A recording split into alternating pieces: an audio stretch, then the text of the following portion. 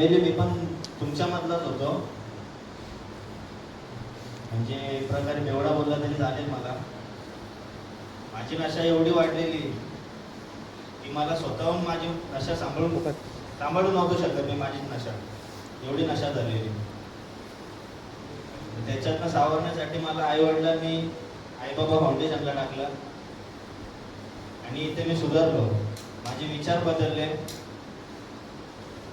म्हणजे माझं आयुष्यच पूर्ण बदललं इकडे.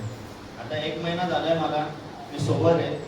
मला कसलीच आठवण येत नाही कुठे. म्हणजे रिलॅक्स होण्याचा तर काही प्रश्नच नाही येत आता माझा. मी सोबर आहे. बरं वाटतंय, फ्री वाटतंय. मी पण तुम्हाला एवढंच सांगू इच्छितो, तुम्ही इकडनं जेव्हा जाल तेव्हा रिलॅक्स होऊ नका.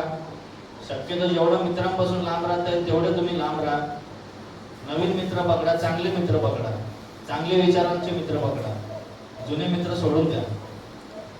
एवढंच सांगतो मी.